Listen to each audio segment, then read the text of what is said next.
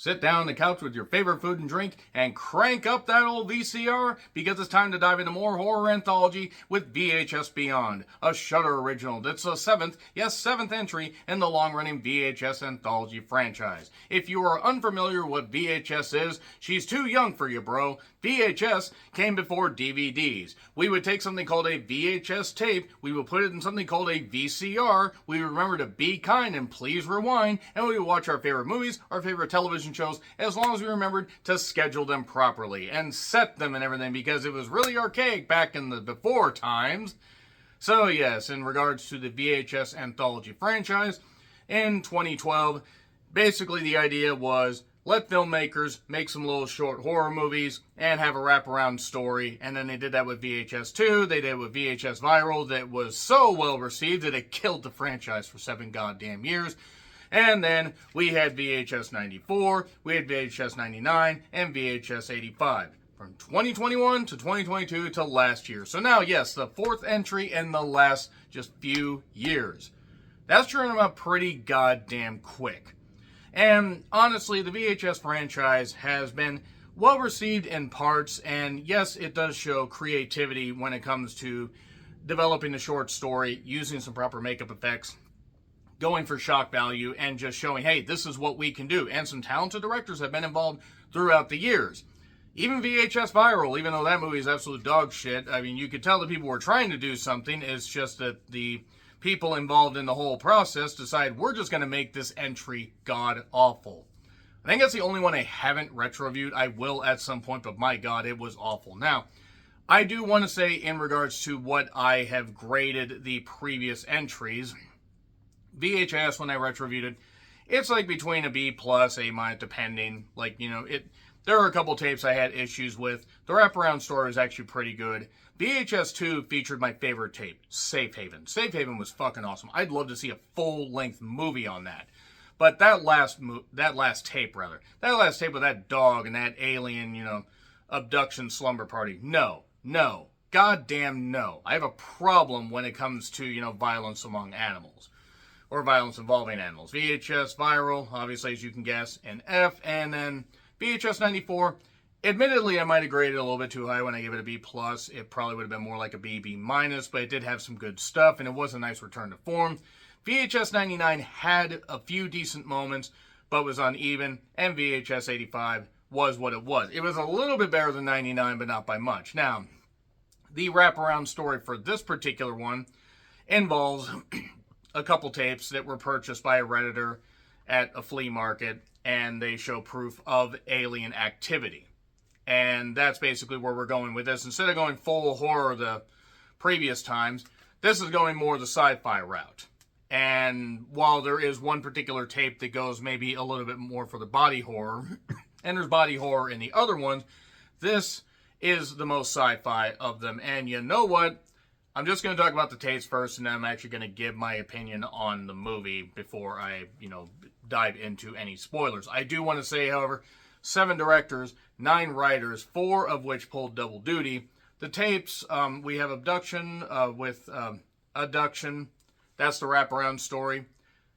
And then we have Stork. That's the first tape. That involves cops going into a particular house to try and rescue some kidnapped people. We have Dream Girl, about a very, very attractive India star who, good grief. Namrata Seth, I believe is her name. My God, she's gorgeous. But anyway, nevertheless, that involves a couple guys trying to get more footage of her for the paparazzi, and horrific consequences fall. Live and Let Dive involves a skydiving trip that goes absolutely tits up, and Fur Babies, thankfully, is better than Good Boy, which somehow is the most popular video that I had last year and this year. That's certainly saying something. It involves a doggy daycare that clearly, from the outset, has some issues, and then Stowaway, which has to do with somebody trying to investigate alien activity, and things don't go well. So, let's just get right to it. The wraparound story is easily the fucking weakest. I mean, I thought VHS Viral was weak. Good God, this one's weak. This is super weak. This is a punishing length at times. I mean, it's like an hour and like 54 minutes with the end credits, but the wraparound story, I'm sorry, I didn't like it. I didn't like it at all. I mean, I'm not even saying about, Jay Cheel. I'm not saying he doesn't have talent, but just as far as wraparound story, the weakest. The fucking weakest. Stork, I will say, and Stork, by the way, was written and directed by Jordan Downey and also written by Kevin Stewart. That had some terrific makeup effects. That had some really good atmospheric shots and some good monster effects and stuff like that. That had some great stuff. So we then go to Dream Girl, who, again, the aforementioned, my God, that woman must be good grief. I mean, Jesus. Namorada Seth. I need to find out more, or Sheth, I think is her name. I need to find out more about her because she, for the limited time she was on there, did pretty well. But she's a starlet, and let's just say certain things, can get to you in Hollywood, and certain things can go absolutely tits up. And then, we get interspersed stuff with the wraparound story, which, again, is super. The more I saw it, the beginning, the first bit of that wraparound story, I'm like, okay, let's get to the tape. Maybe it'll get better in a sec. No. In fact, the wraparound story is pretty much what killed a lot of the momentum for this particular thing. Is anytime they cut back, I'm like, So, Live and Let Die, skydiving trip, involves basically, since it's sci-fi, there are aliens, and I thought we were going to go Shadow in the Cloud. We did not, unfortunately. It was, I guess it was okay. I don't know. It had its moments. Fur Babies had potential, and I think the actress that played Becky was, not Becky with the good hair, by the way. She did all right, but that felt very undercooked. That felt very One Direction. Not the story of my life, I'll keep you warm. And Stowaway was like the one that tried to make it most like it was a found footage movie, because a lot of this stuff, especially Stork, was a little bit too clean because it's digitized and, cleaned up and everything. But yeah, I'm sorry. Stowaway had an interesting idea, but it's just maybe doing all these sci-fi things in one go wasn't the best idea. So yeah, that's really all I have to say right there without getting into spoilers. But again, great makeup effects with Stork. I like the idea of Dream Girl, and there were interesting ideas in the R3 Tapes with that wraparound story. The fact is, this franchise probably needs to be put on ice for a little bit, because they've oversaturated the market, and it hasn't exactly worked. Like, the last 3 entries have been middling at best, even with some standout moments. That being said, let me know what you have to say, but I am going to get into spoilers on Shudder if you want to check it out. 3, 2, 1, and spoilers. Wraparound story has to do with something called the Farrington House that had to do with some Chinese immigrants, a family that got very wealthy, and the son ended up selling off the house, but he had taken footage of possible alien activity, I guess. They really never fully explained that. If you thought some of the other wraparound stories were undercooked, Jesus. So, Stork basically involves, and by the way, found footage, just in case you haven't figured it out, found footage is the first-person perspective stuff.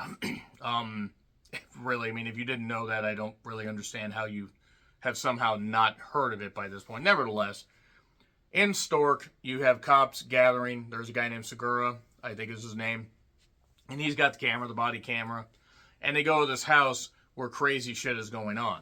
Crazy shit as in the sense there are zombies or undeads that have bandages over their heads that are just coming and they get shot and shot and shot and this kind of stuff, and they do eventually go down.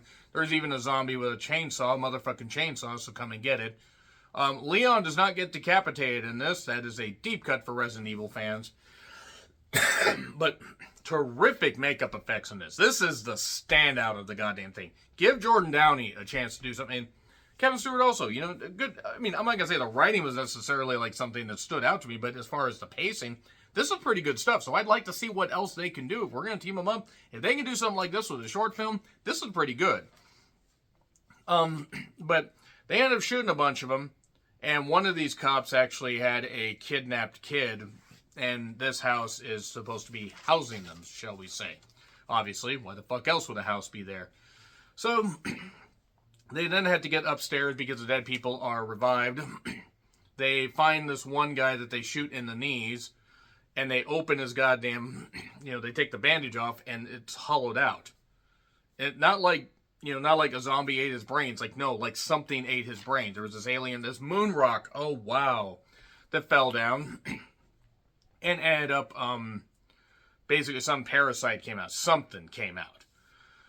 And they end up getting to the goddamn nursery that's in the fucking attic of this seemingly endless house. This is like a 5-story house when they got in there. And some good, some good makeup effects, some good atmosphere in this one. The stork is basically an alien, and a pretty damn, chilling one, to be perfectly honest. They did a good job with that. So, Seguro ends up getting shot, or, attacked at one point, because one of the cops goes full-on rogue. I believe E.T. was his name. Or at least E.T. was one of the names in this. Do you get it? The stork was feeding the babies, and the babies were turning into aliens because they're trying to create an unholy alien master race. And the stork gets shot, and then the baby's crying, and it looks like the stork might be coming back to life. But that was good. That was unfortunately the peak of the goddamn thing, was the first day. And then we go back to the goddamn wraparound story. Abduction, adduction. Dream Girl, 2 paparazzi guys try to basically get more information and lewd shots of a starlet named Tara, and it's Bollywood, Tollywood, whatever you want to call it. I got killed for what I said in RRR. Sorry, I don't know that much about Indian films, but it was a terrific goddamn movie. She is absolutely stunning. I mean, good grief.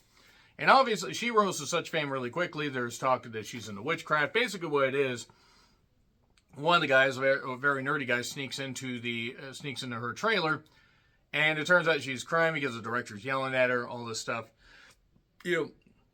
Stars can always be replaced, and he finds weird stuff in the closet, like somebody else's face, like this weird stuff going on. What the hell? He talks to her and says, well, you are the goddess, you are this, or whatever. The director's saying one more thing and she's going to go over the edge. Oh, one nudge and she's going to go over the edge. That's good. That's good. And she basically ends up snapping, saying, well, you say about my face, you say about this, maybe I'll just wear your face. And then she's like a robot type thing or whatever. I'm not really sure. It's not like that other one that I think was from the same guy, to Safe Haven, where they mixed robot and human stuff. It was in VHS, I think 94, I think it was. But basically Tara goes absolutely insane. She's just going to be her true self. She uses lightning and all this stuff and fries a bunch of people on set. Instead of them running to her own car, or their own cars. And she rips the guy's arms off and all this stuff. And yeah, that's it. That's pretty much it right there. We have Dream Girl, which actually, honestly wasn't that bad. That one could have been a little bit more cooked. And yeah, I know it's Anthology, but still. But then we get Devil Girls from Mars. I would like to see that. Is that an actual movie, or is that just... Because they did another one that looked like an actual movie, and I was wondering if they were conflating and mixing stuff up. Nevertheless, they're talking about aliens with big eyes and more of this wraparound shit. Live and Let Die basically involves Zach going on a birthday skydiving thing when aliens are attacking, and aliens end up crashing their plane. A few of them survive the skydiving drop, but obviously one or two of the aliens drop down. And yeah, they're running through these Florida orange tree fields of wheat. And they get picked off, and I gotta be honest, this one was pretty weak.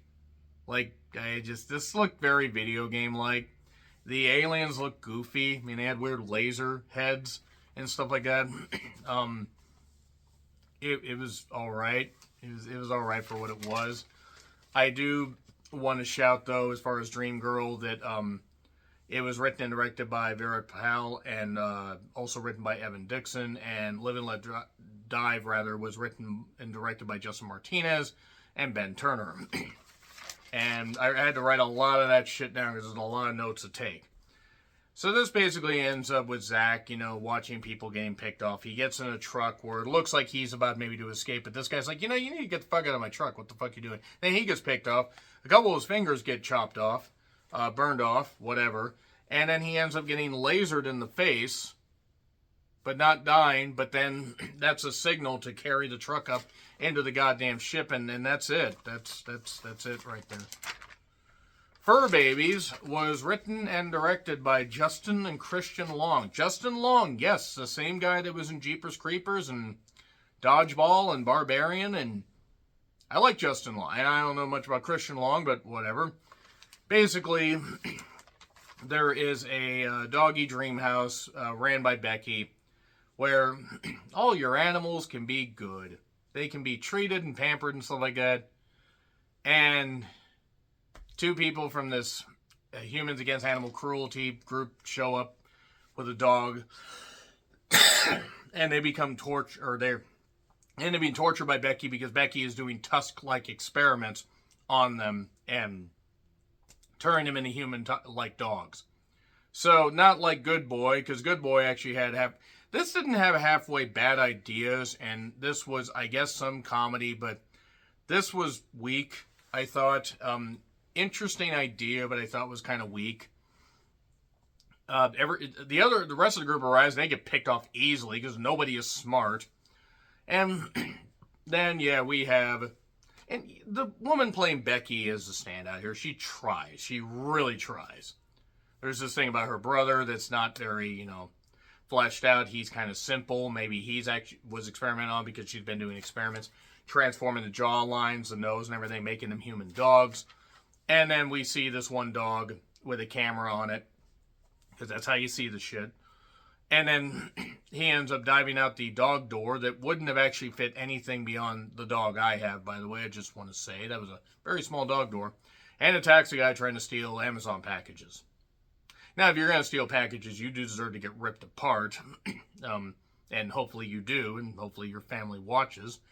But that being said, that was it right there. That's Fur Babies. I don't know. Earth versus the Flying Saucers. I've seen that one before. Stowaway. Filmed in the Mojave. We have a woman that is investigating alien activity, lights in the skies, and stuff like that. And basically, this was directed by Katie Siegel and written by Mike Flanagan. Mike Flanagan, I think, kind of phoned it in here because the writing really wasn't all that great. She ends up finding evidence. She also is using this tape to tape over her daughter's birthday party. No, don't worry, there'll be more birthday parties. Not for you! And she goes into a ship. She ends up getting sucked up, mutated, all that. The makeup effects are all right, what you can see. But I gotta be honest, this character was annoying. So I didn't really care what happened to her.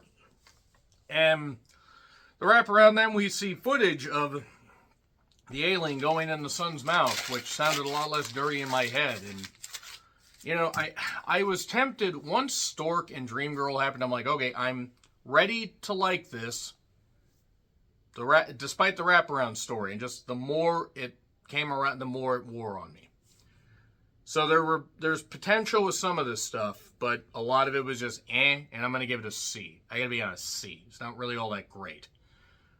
Stork, watch Stork. I thought that was pretty good. Dream Girl, I thought was pretty good. There were good ideas in the other three, but So agree, disagree what I said, like, share, subscribe, Twitter handle in the description. I'm John Ripplin. I'll see you soon.